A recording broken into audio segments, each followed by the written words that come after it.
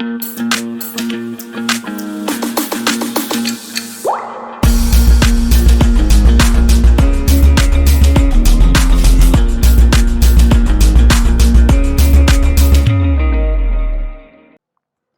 everyone, before moving forward, this is just a general announcement about the CSAT Foundation course, which is starting from 1st of March, right? And the course is running at 70% discount. So please go and enroll for the course. In this course, we would be covering quantitative aptitude, reasoning, data interpretation, linear arrangements और ऐसा सब कुछ जो CSAT के लिए important है. हमने last year भी एक कोर्स लॉन्च किया था CSAT विद PYQs, जिसके थ्रू हमने बच्चों को बहुत हेल्प किया था and they were able to do 50+ questions right in UPSC main prelims paper. So please go and register for the course, and with this course you are also getting that complimentary course free of cost. तो अगर आप इस course में enrol करते हैं then CSAT with PYQs वाला जो course है that you are getting for free, है ना. And you can get the schedule for this course by clicking on this link, और ये सारे links जो हैं वो डिस्क्रिप्शन में आप डेमो लेक्चर्स लास्ट ईयर के कोर्स पे भी देख सकते हैं. And for registering for the course you can go to this particular link, right? And जो last year के testimonials हैं for the student feedback, you can also look at these feedbacks from various students on our website, or you can pause the slide and look at these testimonials. Thank you so much. Hey everyone, welcome back to the Layman Way. तो आज का जो हमारा lecture है daily MCQs का, वो हम start करते हैं, जहाँ पे हम रोज़ के 5 करंट अफेयर्स के MCQs और 5 स्टैटिक टॉपिक के MCQs को हम डिस्कस करते हैं ना. And if you are new to the channel, do not forget to like, share and subscribe so that more aspirants can know about us. तो चलिए जल्दी से आगे बढ़ते हैं और आज का लेक्चर स्टार्ट करते हैं. दैट इज़ लेक्चर 24, और आज का जो स्टैटिक टॉपिक है that is about science and technology. ठीक है, चलो जल्दी से आगे बढ़ते हैं और पहला क्वेश्चन देखते हैं क्या बोल रहा है. तो पहला क्वेश्चन क्या बोल रहा है, global warming potential is a measure of how much energy the emission of 1 ton of any greenhouse gas will absorb over a given period of time relative to the emission of 1 ton of carbon dioxide, है ना.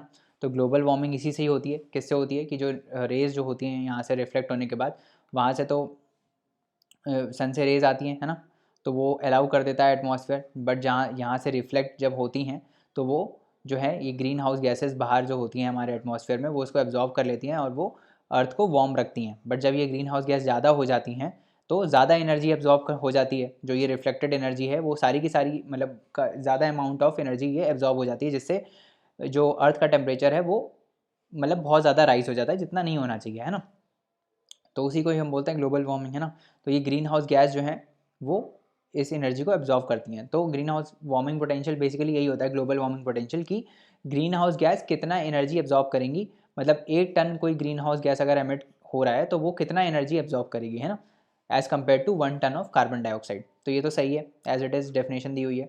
दूसरा क्या है, the larger the green global warming potential the more that a given green house gas warms the earth, है ना, compare to CO2 over that period of time. तो ये तो नॉर्मल सी बात है ना. अगर ऊपर वाला सही है तो नीचे वाला भी सही है, क्योंकि अगर ज़्यादा एनर्जी एब्जॉर्ब होगी तो ज़्यादा वार्म करेगी, है ना, क्योंकि यही एनर्जी तो वापस रिफ्लेक्ट होकर अर्थ में ही आ जाती है ना. तभी तो ये जो एटमॉस्फेयर है वो जो ये ग्रीन हाउस गैस है वो सारी एनर्जी एब्जॉर्ब कर लेता है, इसको अर्थ से बाहर निकलने नहीं देता है, तभी तो अर्थ वार्म हो जाती है ना. तो जितना ज़्यादा ये एब्जॉर्ब करेगा उतना ज़्यादा अर्थ वार्म होगी, है ना. तो ये भी सही है. आंसर क्या हो गया, सी हो गया, है ना. तो सॉरी, अब इसमें ये पूछा कि which of the following is are incorrect. ये ध्यान रखना, देखो ऐसे गलत हो जाता है ना. इनकरेक्ट पूछा है, ठीक है, तो इनकरेक्ट हमको मारना है, तो ये तो दोनों सही हैं ऑप्शंस, तो इनकरेक्ट क्या हो जाएगा, डी ऑप्शन, है ना. तो ये ध्यान रखना, जब भी क्वेश्चन पढ़ रहे हो तो ऐसी स्टेटमेंट्स को अंडरलाइन या राउंड मार दो. इनकरेक्ट पूछा कि करेक्ट पूछा है. कभी कभार हमें आता होता है बट हम ऐसे गलत मार आते हैं, है ना. उसके बाद आगे बढ़ते हैं. Consider the following statements regarding India plastic pact recently seen in news. तो इंडिया प्लास्टिक पैक्ट जो था वो न्यूज़ में था सितंबर में. तो क्या बोल रहा है कि it is developed by WWF India and confederation of Indian industry. तो ये सही है. ये WWF जो है वर्ल्ड वाइड फंड इंडिया का, और कॉन्फेडरेशन ऑफ इंडियन इंडस्ट्रीज़ वो साथ में आए हैं और उन्होंने एक इंडियन प्लास्टिक पैक्ट को लॉन्च किया है. ठीक है, इसमें ये है कि जो प्लास्टिक्स हैं उसका हम सर्कुलर यूज़ करेंगे. मतलब जैसे बॉटल होती है पानी की, है ना, तो पानी की बॉटल हम पीते हैं और फिर उसको बाहर फेंक देते हैं, तो दिस इज़ नॉट सर्कुलर. अब सर्कुलर क्या होगा कि बॉटल हमने ली पानी की, है ना, बाहर से ली, मान लो मैंने कोल्ड ड्रिंक की बॉटल ली बाहर से, है ना, फिर मैंने उसको फेंका नहीं, फिर मैंने उसको एज अ वाटर बॉटल बना के मैं यूज़ करने लगा उसको, है ना। फिर वाटर बॉटल की लेट्स से लाइफ उसकी ख़त्म हो गई, तो फिर मैंने क्या किया कि लेट्स से उसको क्रश करके उसका पाउडर बना के कोई टॉय वॉय बना दिया उससे। तो जब तक उसको हम इकॉनमी में यूज़ कर सकते हैं तब तक यूज़ करो बिफोर डिस्कार्डिंग। इससे क्या होगा, इन्वायरमेंट बचेगा, है ना। तो this is also correct, it aims to promote circular system of plastics, है ना, वन भी सही है। तीसरा क्या है, the pact has time bound targets for reducing, innovating and re imagining plastic packaging, है ना। तो ये भी सही है ना, रिड्यूस करेंगे, इनोवेट करेंगे और री इमेजिन करेंगे प्लास्टिक पैकेजिंग को, ताकि जो प्लास्टिक का इम्पैक्ट है इन्वायरमेंट में उसको हम कम कर सकें, है ना। तो थर्ड भी ऑल्सो सही है, तो क्या आंसर हो जाएगा, डी ऑप्शन हो जाएगा। आगे बढ़ते हैं। Indian Wild Ass Sanctuary, located in the Little Run of Kutch in the Gujarat, is one of the last places on earth where Indian wild ass can be spotted. तो आपको पता है गुजरात कुछ ही मतलब 2 स्पीशीज़ में इकलौता ऐसा स्टेट है जहाँ पे वही बस स्पीशीज़ फाउंड होते हैं। एक है एशियाटिक लायन, है ना, आपने अगर पढ़ा होगा, एशियाटिक लायन है जो कि सिर्फ कहाँ मिलता है, GIR गिर नेशनल पार्क में मिलता है ना, यहीं पे ही वर्ल्ड में बस इकलौता यहाँ मिलता है। उसके बाद इंडियन वाइल्ड एस भी बस यहीं मिलता है। तो ये आपको याद रखना है, इंडियन वाइल्ड एस और जो आपका एशियाटिक लॉयंस है दोनों बस वर्ल्ड में इधर ही स्पॉट होते हैं। तो सी इज़ द आंसर फॉर, मतलब सॉरी, इसमें भी अगेन देखो इसमें क्या पूछा है, इनकरेक्ट पूछा है, राइट, इनकरेक्ट पूछा है। तो ये दोनों ही सही हैं, वैसे ये दोनों ही सही हैं, तो इनकरेक्ट क्या हो जाएगा, डी हो जाएगा, है ना। इनकरेक्ट क्या हो जाएगा, डी हो जाएगा। ठीक है, आगे बढ़े। Consider the following statements regarding Kigali amendment to the Montreal protocol. तो 3 चीज़ें इसमें हैं, एक वेना कन्वेंशन आता है, उसके बाद आता है मॉन्ट्रियल, है ना, उसके बाद आता है किगाली। ये बहुत ही मतलब बेसिक चीज़ है जो आपको इन्वायरमेंट पढ़ोगे तो आनी ही चाहिए, है ना। तो मॉन्ट्रियल प्रोटोकॉल में क्या हुआ था कि जो ओजोन डिप्लीटिंग सब्सटेंसेस थे, है ना, उनको फेज़ आउट करने की बात की गई थी, ओजोन डिप्लीटिंग सब्सटेंसेस को।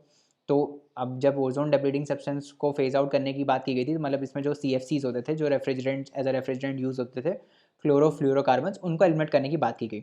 तो जब हम इसको एलिमिनेट करेंगे तो इसकी जगह कोई ऑल्टरनेटिव ढूंढेंगे, तो हमने इसके लिए ऑल्टरनेटिव क्या ढूंढना, HFCs, हाइड्रोफ्लोरोकार्बन्स। तो ये ओजोन को डिप्लीट नहीं कर रहे थे, है ना। बट दिक्कत ये हो गई कि over the period of time ये ग्लोबल वार्मिंग कॉज करने लगे, क्योंकि ये एक ग्रीन हाउस गैस थी, ये एक ग्रीन हाउस गैस थी। तो इसको हटाने के लिए फिर क्या आया, किगाली अमेंडमेंट की भाई अब हम ग्रीन हाउस गैस को भी, ये जो आप HFCs हैं इनको हम फेज आउट करेंगे। तो दैट वाज किगाली अमेंडमेंट। पहला ऑप्शन क्या बोल रहा है, the Kigali amendment to the Montreal protocol deals with the phase down of production and consumption of hydrofluorocarbons. तो ये सही है, HFCs को फेज डाउन करने के लिए था। दूसरा, HFCs are categorise as compounds with high depleting stratosphere ozone layer potential. तो दिस इज रॉन्ग। यही तो इंपॉर्टेंट पॉइंट है जो हमको याद रखना है कि जो HFCs होते हैं वो ओजोन को डिप्लीट नहीं करते हैं, they are a green house gas, है ना। तो 2 इज रॉन्ग, 2 रॉन्ग कर देते हैं, ए चला गया, डी चला गया, है ना। तो 1 तो सही है, बस थर्ड देखना है हमको। India has successfully met the phase out targets of all ozone depleting substances as per Montreal protocol schedule. तो ये सही है, India one of the countries है जिसने जो क्लाइमेट चेंज मतलब जो क्लाइमेट कमिटमेंट्स हैं उनके ट्रैक पर है, और उन्होंने बेसिकली हम we have met out this you know schedule, मतलब जो हमारा था टारगेट वो हमने मीट कर लिया है ओजोन डिप्लीटिंग सब्सटेंसेस को एलिमिनेट करने के लिए। तो इसका क्या है, बी आंसर है। आगे बढ़ते हैं। Which of the following national parks are a part of Nilgiri biosphere reserve. इसके ऊपर तो UPSC भी एक बार क्वेश्चन पूछ चुका है, आपको याद है, तो हमने डिस्कस किया है पहले भी, है ना। तो नीलगिरी बायोस्फीयर रिजर्व में कौन कौन सा आता है, पहला क्या है, मुकुर्ती नेशनल पार्क, दूसरा बंदीपुर, साइलेंट वैली और इरवईकुलम। तो थोड़ा बहुत याद है नीलगिरी कहाँ आता है, नीलगिरी नीचे आता है, ये जैसे है ना स्टेट अपना, तो इधर जो केरला वाला पार्ट है, मैं थोड़ा और लंबा बना देता हूँ, इधर केरला है अपना, है ना, ये केरला है, यहाँ से थोड़ा और नीचे कर लो, ये केरला है, तो और ये कर्नाटका का बॉर्डर है, तो आपका इसी साइड है, ये है पूरा नीलगिरी, इधर इधर आता है ना, इधर ये वाला रीजन है, ठीक है। यहाँ पे आता है आपका साइलेंट वैली, और मुद्दूमलाई आता है, मुकुर्ती आता है, फिर यहाँ सत्यामंगलम भी इसी साइड है, बांदीपुर है ये यहाँ पे, उसके बाद आपका ये वायनाड आता है ना, वायनाड है इधर। तो ये सारा नीलगिरी का पार्ट है। बट ये जो इरवाईकुलम है ये कहाँ आता है, ये नीचे आता है, इरवाईकुलम is down here.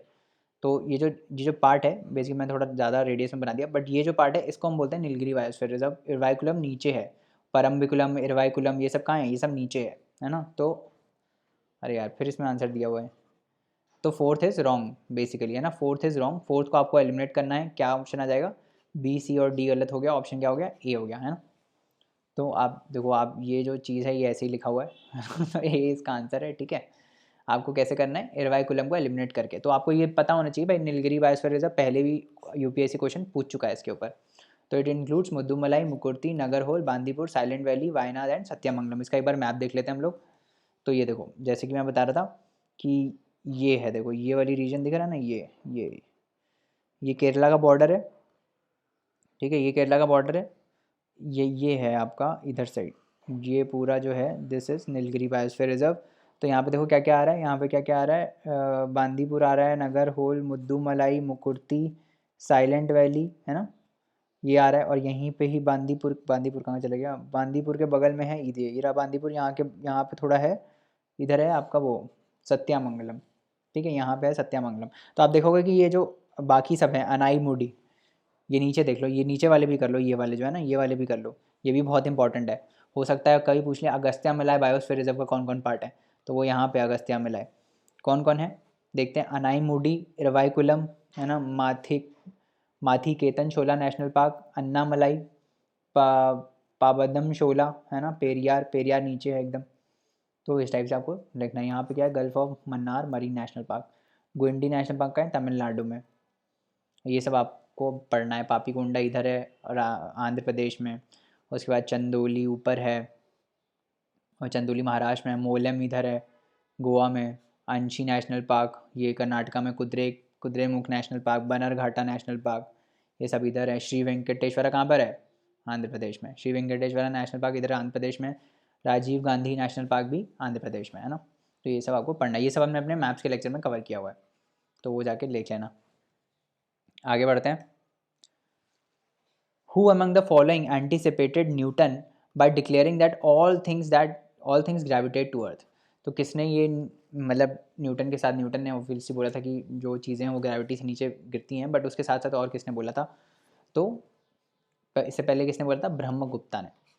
Brahmagupta reformer थे जिन्होंने बोला था ये, ठीक है, ये तो आपको पता होना चाहिए। ये हम जब गुप्ता एम्पायर पढ़ते हैं ना, तब हम ये सब इनके साइंटिफिक कॉन्ट्रीब्यूशंस पढ़ते हैं, तो तब से आपको ये पता होना चाहिए कि किसने क्या क्या किया था। अब आप घर जाके क्या करोगे, आप घर जाके आर्यभट्टा के बारे में देखोगे, गुप्ता एम्पायर का जो एंशंट वाला पार्ट है ना, एंशंट हिस्ट्री वाला पार्ट, उसमें आके आप देखोगे इनके साइंस के कॉन्ट्रीब्यूशंस, वारामीरा के साइंस के कॉन्ट्रीब्यूशन, बुद्धा गुप्ता के साइंस के कॉन्ट्रीब्यूशन, और ब्रह्मगुप्ता के साइंस के contribution, very very important. Again go back and list दोस्त, ठीक है। और ये जो हम MCQs करते हैं ना यार, उसमें आप +2 -0.66 करके अपने मार्क्स कैलकुलेट किया करो, और मार्क्स को कैलकुलेट करके नीचे कमेंट किया करो कितने मार्क्स आ रहे हैं, ताकि पता चले, अकाउंटेबिलिटी बने कि भाई सही हो रहा है कि नहीं हो रहा है। अब आगे बढ़ते हैं, साइंस के कुछ क्वेश्चंस को देखते हैं, सिंपल साइंस के क्वेश्चंस को देखते हैं। A simple machine helps a person in doing, अच्छा क्वेश्चन है ये, गलत करोगे, कर भी सकते हो नहीं भी कर सकते हो। पहला क्या है, अ सिंपल मशीन, कोई भी एक सिंपल मशीन होता है वो क्या हेल्प करती है किसी पर्सन को करने में, कम काम करने में मदद करती है, सेम काम करने को मदद करती है बट कम फोर्स के साथ। तीसरा क्या है, सेम काम करने में मदद करती है बट धीरे धीरे। और चौथा क्या है, सेम काम करने में मदद करती है बट बहुत जल्दी करने में मदद करती है। मतलब सेम काम आप बहुत जल्दी कर सकते हो किसी मशीन के हेल्प से, सेम काम आप बहुत जल्दी कर सकते हो, सेम काम आप बहुत कम फोर्स के साथ कर सकते हो, या फिर सेम काम आप बहुत धीरे कर सकते हो, या फिर आप कम काम कर सकते हो। चारों ही ऑप्शन लिंक्ड है, देख रहे हो ना, कंफ्यूजिंग ऑप्शन है। तो अब देखो अब मशीन क्या करेगी, मशीन हमसे कम काम थोड़ी कराएगी, मशीन तो हमें ज़्यादा काम करवाएगी, है ना। तो ये तो गलत हो गया, सिंपल है, ये गलत हो गया। उसके बाद मशीन हम इसलिए यूज़ करते हैं ताकि हम काम जल्दी कर पाएँ, तो स्लोली वाला भी ऑप्शन चला गया, ठीक है, स्लोली वाला भी ऑप्शन चला गया। कभी ऐसा देखा है किसी मशीन से काम धीरे हो गया, हमेशा किसी मशीन से काम ज़्यादा तेज होता है ना। अब बचते हैं दो ऑप्शन, कौन से, एक लेसर फोर्स और मच फास्टर, दोनों ही मतलब अपनी जगह सही हैं, बट हमको मोस्ट अप्रोप्रिएट ऑप्शन मारना है इन दोनों में से, क्योंकि दोनों तो आंसर है नहीं, हमको अच्छा ऑप्शन मारना है कि कौन सा साइंटिफिकली अच्छा ऑप्शन है, ठीक है। तो अब क्या बोल रहे हैं कि काम क्या होता है, व्हाट इज़ वर्क। वर्क आपने पढ़ा होगा अगर 9th में, तो वर्क क्या होता है कि हम किसी काम को करने में कुछ फोर्स लगाते हैं, है ना, कुछ फोर्स लगाते हैं, और उस फोर्स से कुछ पर्टिकुलर डिस्प्लेसमेंट होता है बॉडी का, एक एस, तो हम बोलते हैं work done is equal to force into जितना उसका डिस्प्लेसमेंट हुआ है, F इंटू एस, हम यही बोलते हैं, वर्क डन यही होता है। बेसिक साइंस है, ये बेसिक फिजिक्स हमने पढ़ी थी। अब अगर आप मशीन यूज़ करते हो तो क्या होता है, मशीन जब यूज़ करते हो, अब इसका एग्जांपल देता हूँ आपको। मशीन यूज़ करते हो तो क्या होता है, जैसे मान लो, हाँ, जैसे कभी कार का टायर जब पंचर हो जाता है ना, जब कभी कार का टायर पंचर हो जाता है ना, तो कार का टायर जब पंचर हो जाता है तो जब आप स्टेफनी लगाते हो इधर, है ना, स्टेफनी लगाते हो, कभी लगाई है स्टेफनी कार में, तो स्टेफनी जब लगाते हो तो उसमें हाइड्रोलिक जैक यूज़ होता है ना, हाइड्रोलिक या मैनुअल जैक यूज़ होता है, तो उसको आप घुमाते हो ऐसे ऐसे करके, और फिर ये यहाँ से ऊपर होता है और कार ऊपर उठ जाती है ना। अब यही मान लो, यही आपके पास स्टेफनी नहीं होती, तो आपको ये कार का टायर चेंज करना होता तो कैसे करते हैं, आप हाथ से उठाते इसको, हाथ से उठाने में कितना ज़्यादा फोर्स लगता है ना, बहुत ज़्यादा फोर्स लगता। बट सिंस आपके पास ये जैक था, तो जब आपने स्टेफनी लगाई धीरे धीरे, तो वो आपका कम वाला फोर्स हायर फोर्स में ट्रांसमिट हो गया, तो आपको बेसिकली कम फोर्स लगाना पड़ा इस कार को उठाने में, है ना। समझ में आ रहा है। तो ये मशीन ही तो है, ये पूरा जो सेटअप है स्टेफनी लगाने का, स्टेफनी वाला जो पूरा सेटअप होता है, दैट इज़ ऑल्सो मशीन, है ना, उसने आपको हेल्प किया काम करने में। तो अप्रोप्रिएट ऑप्शन इसमें क्या होगा कि सेम अमाउंट ऑफ वर्क हम कर रहे हैं, हमको कार को उठानी थी, या तो हम हाथ से उठा सकते थे या फिर ये मशीन को यूज़ करके उठा लिया हमने, तो इस मशीन से हमको कम फोर्स लगा, है ना। तो this is a more appropriate option and a more better option to mark than कि सेम अमाउंट ऑफ वर्क जल्दी हो जाएगा। समझ में आ रहा है ना। तो आंसर क्या हो गया, the same amount of work with lesser force, क्योंकि देखो वर्क डन जो होता है ना, work done depends on two things, एक तो जो फोर्स होता है और उस फोर्स से आपका डिस्प्लेसमेंट कितना हो रहा है वो डिपेंड करता है। ये मैटर नहीं कर रहा कि टाइम कितना लग रहा है उसको करने में, ये ध्यान रखना ये चीज़। वर्क जब कभी आप कोई काम करते हो, जो साइंटिफिकली जो हम स्टडी करते हैं वर्क को, हम उसमें टाइम को नहीं देखते हैं, हम ये देखते हैं कि कितना काम किया है आपने, एक्चुअली में कितना काम हुआ है, भले ही आप 1 साल ले लो उसको काम करने में, है ना। तो that depends on, work depends on only on the force and the displacement it causes, मतलब कितना मूव किया है आपने। जैसे आपने कार को मूव किया है ना, अभी इस हमने हमारा जो ये था एग्जाम्पल था, उसमें हमने कार को मूव किया, कार को ऊपर मूव किया, है ना। तो हमको ये मैटर नहीं कर रहा कि कितनी देर में इसको हमने मूव किया, बट हमको मूव करना है। अब चाहे वो हाथ से आप करो, चाहे वो मशीन से करो, हाथ से करोगे तो भी आप उतना ही काम करोगे और मशीन से करो तो भी उतना ही काम करोगे, बट मशीन से ईजिली हो गया क्योंकि आपने कम फोर्स लगाया। समझ में आ गया, ये कंसेप्ट है। उसके बाद आगे बढ़ते हैं, the tendency of a liquid drop to contract and occupy minimum area is due to. तो जो ड्रॉप होती है, आपने देखा होगा वो ऐसे गोल सी होती है, और जो स्फेयर होता है, जो भी वाटर बबल्स भी आपने देखे होंगे तो वो हमेशा स्फेयर होते हैं, और उनका एरिया जो होता है वो मिनिमम एरिया होता है किसी भी बाकी सब शेप्स में, है ना, सबसे मिनिमम एरिया होता है। तो ऐसा क्यों होता है, वाई इज़ दैट। तो आपने बचपन में पढ़ा होगा एक प्रॉपर्टी होती है, उस प्रॉपर्टी को बताने से पहले मैं आपको थोड़े और एग्जांपल्स दे देता हूँ उस प्रॉपर्टी से रिलेटेड। तो आपने कभी ऐसे देखा है कि कभी पॉन्ड होता है, तो पॉन्ड में एक मच्छर एकदम ऐसे तैर रहा होता है, तैर रहा इन द सेंस कि मतलब वो डूबता नहीं है, वो होते हैं ना वाटर हॉपर्स, मतलब वो ऐसे होते हैं, कुछ ऐसे टाइप के होते हैं मच्छर टाइप के ना, वो पानी पे चल लेते हैं, है ना, पानी पे चल लेते हैं। या फिर पानी पे कैसे चल पाते हैं, मतलब हम चलेंगे हम तो डूब जाएंगे ना, पर वो पानी पे कैसे चले रहते हैं, क्योंकि जो पानी होता है ना उसमें एक प्रॉपर्टी होती है। अब वो किसी भी फ्लूइड में ये प्रॉपर्टी होती है, सिर्फ पानी में नहीं होती है। तो पानी के जो मॉलिक्यूल्स होते हैं ऐसे ऐसे करके, है ना, ऐसे ऐसे करके मॉलिक्यूल्स होते हैं, तो ये मॉलिक्यूल्स आपस में एक दूसरे को अट्रैक्ट करते हैं, ठीक है, आपस में एक दूसरे को अट्रैक्ट करते हैं। पर ये जो सबसे ऊपर वाली फिल्म होती है ना, ये लोग आपस में इतना अट्रैक्ट करते हैं एक दूसरे को कि ये एक थोड़ी सी स्टिफ फिल्म बना देते हैं ऊपर, और इनकी टेंडेंसी होती है आपस में एक दूसरे को अट्रैक्ट करके कॉन्ट्रैक्ट करने की, ताकि एरिया को मिनिमाइज़ किया जा सके। एरिया को मिनिमाइज़ करते हैं तो ये थोड़ा डेंस हो जाता है, डेंस हो जाता है, सरफेस होती है वो थोड़ी डेंस हो जाती है, इसीलिए इस डेंस सरफेस पे कोई भी मच्छर जो है वो मतलब तैर पाता है, मतलब तैर इन द सेंस चल पाता है ना। इसी प्रॉपर्टी को हम क्या बोलते हैं, सरफेस टेंशन। इसका और एक एग्जांपल देता हूँ मैं आपको सरफेस टेंशन का। जैसे जैसे कभी हमारी मम्मी जब नहाती हैं तो बाल सुखाने के लिए आपने देखा होगा कि वो लोग क्या करती हैं कि सारा जो अपना जैसे लंबे लंबे बाल होते हैं ना, तो सारे लंबे लंबे बाल को अपने सर के आगे करती हैं और ऐसे झाड़ती हैं, है ना, उससे किससे, टावल से।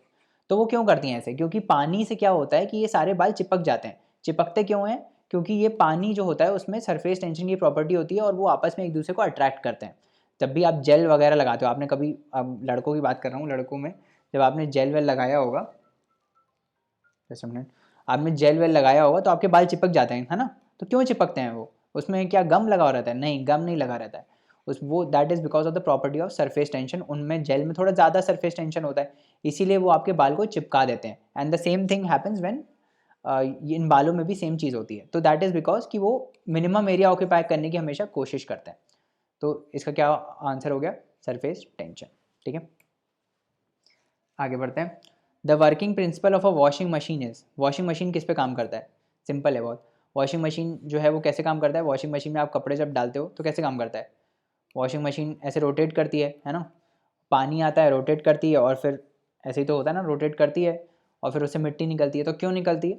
क्योंकि देखो आपका जो कपड़ा है उसमें छोटे छोटे डस्ट पार्टिकल्स हैं, कपड़े का मास ज़्यादा है, डस्ट पार्टिकल्स का कम है। तो जब ये घूमता है तो क्या होता है? आपने देखा होगा ना, जब ये घूमता है तो क्या होता है? जो कपड़े होते हैं वो एकदम बाहर की तरफ चले जाते हैं, है ना, क्योंकि एक सेंट्रीफ्यूगल फोर्स लग रहा होता है, और उस फोर्स का होता है mv²/r। ये थोड़ा कंसेप्चुअल है, इसको हटा दो तो भी आपको पता चलेगा कि ये जो फोर्स लगता है इसके ऊपर, वो क्या करता है कि वो, जैसे मान लो ये है टैंक है ना, ये सेंटर है, तो क्या करता है वो फोर्स, ये जो कपड़ा है उसको बाहर फेंका देता है, बाहर फेंकता है। और ये डिपेंड करता है मास पे, जितना ज़्यादा मास उतना ज़्यादा ये बाहर फेंकाएगा। तो ये जो डस्ट पार्टिकल्स होते हैं ये, इनका मास बहुत कम होता है, बहुत ही लाइट होते हैं, तो ये उतने स्पीड से बाहर नहीं जा पाते हैं, तो ये सेपरेट हो जाते हैं कपड़े से, इसीलिए आपकी मिट्टी निकल जाती है। इस प्रोसेस को हम क्या बोलते हैं? Centrifugation. This is called centrifugation. उसका आंसर क्या हो जाएगा? सेंट्रीफ्यूगेशन। ठीक है, अब लास्ट देखते हैं। अ 4-wheel vehicle moving in a sharp circular path at a high speed will overturn about its outer wheels, overturn about its inner wheels, skid outwards, skid inwards। तो बहुत ही सिंपल है ना, लेट्स विजुअलाइज। तो मान लो ये car है ना, ये कार है, और ये मान लो एक टर्न पे टर्न कर रही है, और ये टर्न हम मान लेते हैं इसका सेंटर इधर है ना, तो ये टर्न कर रही है ऐसे कार इधर। तो जब ये एकदम से ये कार ऐसे टर्न करेगी तो क्या होगा? आप बताओ क्या होगा? ये एकदम से जब कार टर्न करेगी तो कैसे कैसे टर्न कैसा होगा, मतलब किस तरफ गिरोगे आप अगर यहाँ बैठे हो तो आप किस तरफ गिरोगे? इधर की तरफ गिरोगे ना, पीछे की तरफ गिरोगे, है ना, पीछे की तरफ गिरोगे। तो क्या होगा?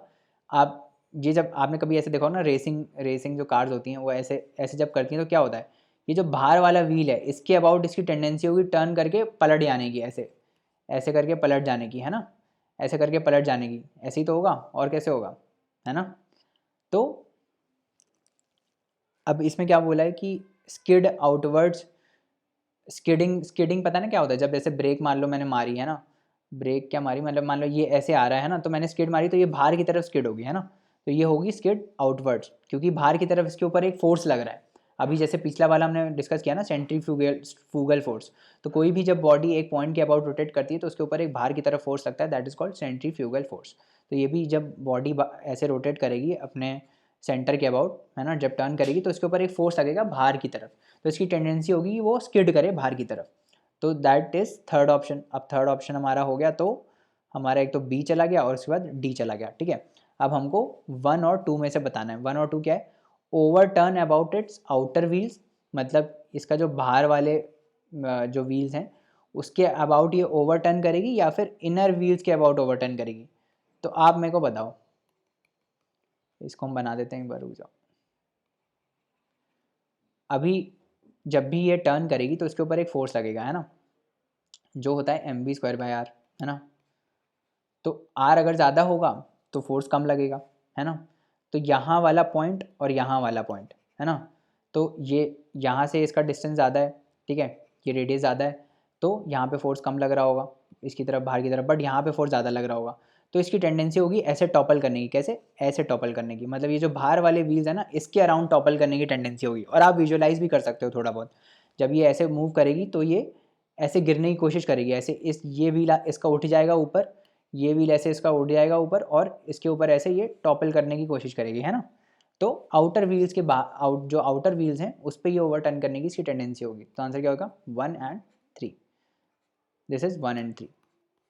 आंसर क्या हो गया? ए हो गया। ठीक है, तो ये थे हमारे साइंस एंड टेक के questions. Thank you so much guys, और हम डिस्कस करते रहेंगे इस टाइप से। And for more such courses, you can log on to www.thelaymanway.com. Please leave us a review. The link is in the description, and you can explore our YouTube. Thank you so much, guys. अगले lecture में मिलेंगे daily MCQs के साथ।